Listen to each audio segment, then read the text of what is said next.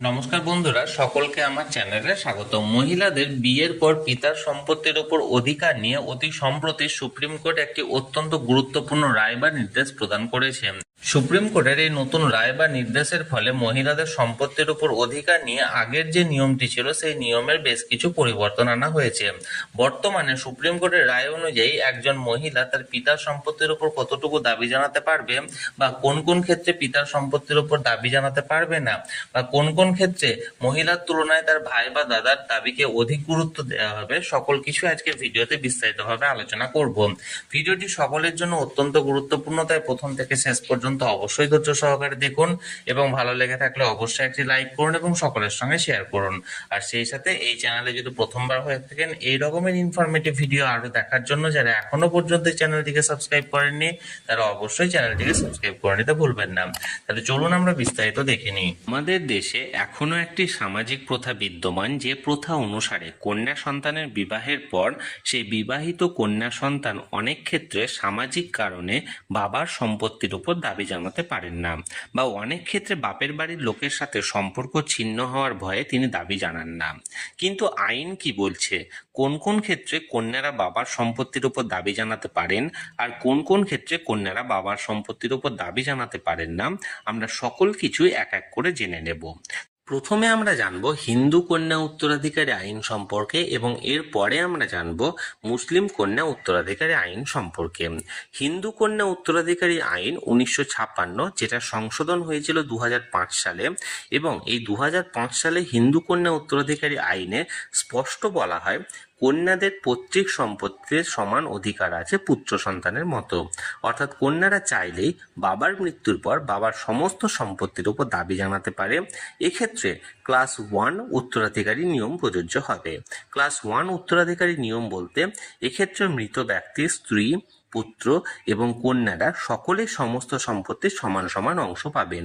অর্থাৎ পিতার যদি মৃত্যু ঘটে এবং তিনি যদি তার সম্পত্তি কাউকে না দিয়ে যান, তাহলে সেক্ষেত্রে সেই পিতার বিধবা স্ত্রী এবং তার সমস্ত পুত্র এবং সমস্ত কন্যারা সেই পিতার সমস্ত সম্পত্তি সমান সমান ভাগ পাবেন।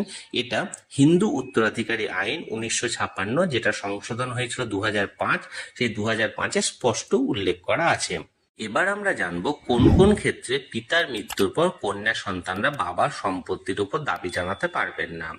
এর দুটি অংশ আছে। প্রথম যে অংশটি অর্থাৎ নাম্বার 1, সেটা হলো বাবা যদি মৃত্যুর আগে তার সমস্ত সম্পত্তির উপর উইল করে দিয়ে যান এবং সেই উইলে কোনো এক ব্যক্তি বা একাধিক ব্যক্তিকে তার সমস্ত সম্পত্তি ভাগ করে দিয়ে যান এবং সেই ভাগের মধ্যে তার কন্যা সন্তানের কোনো নাম না থাকে, তাহলে সেক্ষেত্রে সেই সম্পত্তির উপর কন্যা সন্তান দাবি জানাতে পারেন না বা পারবেন না, এটা আইন অনুযায়ী বলা আছে।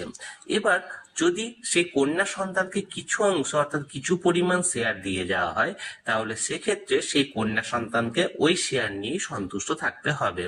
অর্থাৎ ফর এক্সাম্পল, যদি কোনো পিতার ধরুন 1 কোটি টাকা থেকে থাকে, তাহলে সেক্ষেত্রে তার একজন কন্যা এবং একজন পুত্র এবং তার একটি স্ত্রী আছে, এবং তিনি উইল করে এটা দিয়ে বলেন যে তার স্ত্রীকে 40 লক্ষ টাকা এবং পুত্রকে 50 লক্ষ টাকা এবং কন্যাকে 10 লক্ষ টাকা দিয়ে যাওয়া হবে, তাহলে সেই উইল অনুযায়ী কিন্তু সেটাই সিদ্ধ হবে।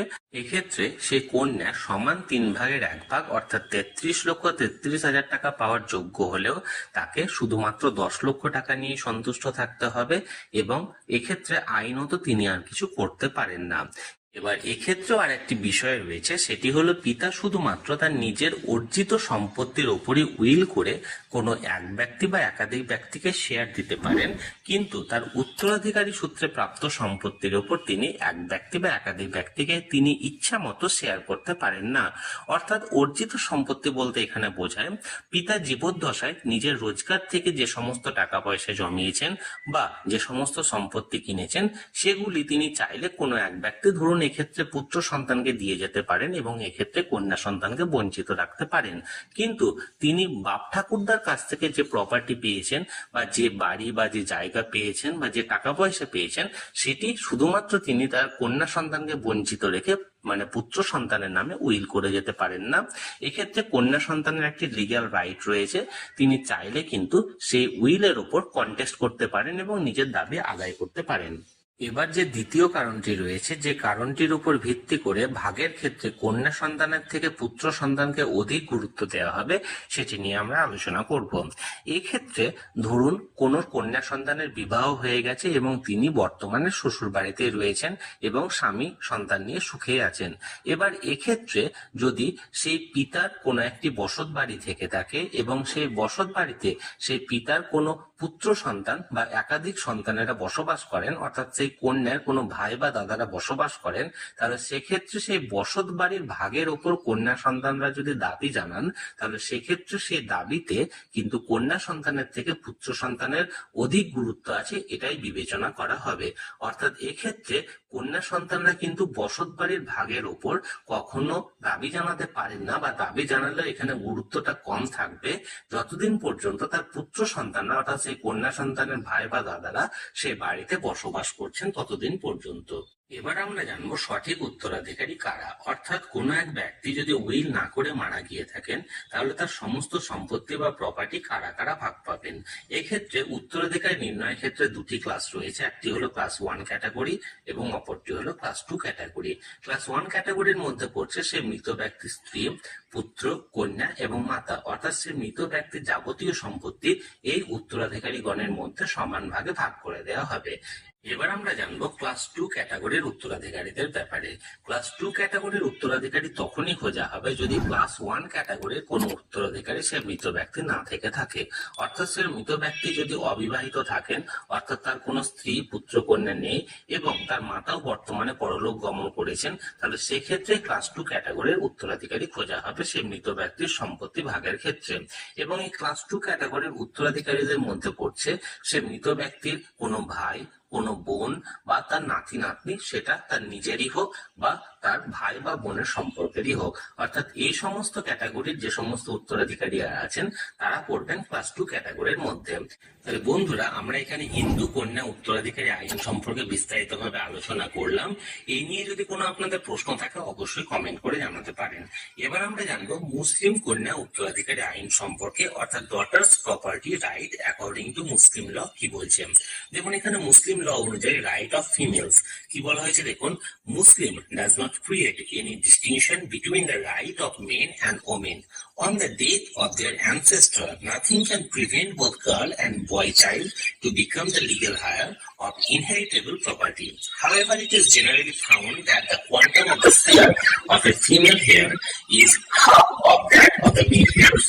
The reason behind this is that under the Muslim law, a female selecting marriage receive meher and maintenance from her husband, whereas male will have only the property of the ancestor for inheritance. Also, males have the duty of maintaining their wife and children. অর্থাৎ মুসলিম ল অনুযায়ী এখানে পুত্র বা কন্যার মধ্যে কোনো ভাগ করা হয়নি বা কোনো বিভেদ সৃষ্টি করা হয়নি, কিন্তু এক্ষেত্রে প্রপার্টি ডিস্ট্রিবিউশনের ক্ষেত্রে পুত্র সন্তানকে 2 ভাগ দেওয়া হবে, অর্থাৎ ডাবল শেয়ার দেওয়া হবে, এবং কন্যা সন্তানকে সিঙ্গেল শেয়ার দেওয়া হবে। অর্থাৎ উদাহরণস্বরূপ যদি কোনো এক মৃত পিতা 9 লক্ষ টাকা রেখে যান, তাহলে এক্ষেত্রে তার একটি কন্যা সন্তান পাবে 3 লক্ষ টাকা এবং অপর পুত্র সন্তানটি পাবে 6 লক্ষ টাকা। এবং এখানে কারণ স্বরূপ যেটা দেখানো হয়েছে সেটি হলো, যেহেতু কন্যা সন্তানের বিবাহ হয়ে গেছে এবং তার যাবতীয় মেনটেন্যান্স এবং খরচ যেহেতু তার স্বামী বহন করেন, কিন্তু পুত্র সন্তানের কাছে শুধুমাত্র তার পূর্বপুরুষের প্রপার্টি ছাড়া আর কোনো রাস্তা নেই, এবং পুত্র সন্তানেরও নিজের বিয়ে হয়েছে এবং তার সংসার চালাতে হতে পারে। এই জন্য এই রুল অনুযায়ী এক্ষেত্রে কন্যা সন্তানকে সিঙ্গেল শেয়ার দেওয়া হবে এবং পুত্র সন্তানকে ডাবল শেয়ার দেওয়া হবে। তাহলে বন্ধুরা, আমি এক এক করে আলোচনা করার চেষ্টা করলাম হিন্দু কন্যা উত্তরাধিকারী আইন সম্পর্কে এবং মুসলিম কন্যা উত্তরাধিকারী আইন সম্পর্কে। এই নিয়ে যদি কোনো আপনাদের মতামত বা কোনো প্রশ্ন থেকে থাকে অবশ্যই কমেন্ট করে জানাতে পারেন। আর এই ভিডিওটি ভালো লেগে থাকলে অবশ্যই একটি লাইক করবেন এবং সকলের সঙ্গে শেয়ার করবেন। আর সেই সাথে এরকমই ইনফরমেটিভ ভিডিও আরো দেখার জন্য যারা এখনো পর্যন্ত এই চ্যানেলটিকে সাবস্ক্রাইব করেনি তারা অবশ্যই চ্যানেলটিকে সাবস্ক্রাইব করে নিতে ভুলবেন না। তাই ধন্যবাদ, দেখা হচ্ছে পরের ভিডিওতে।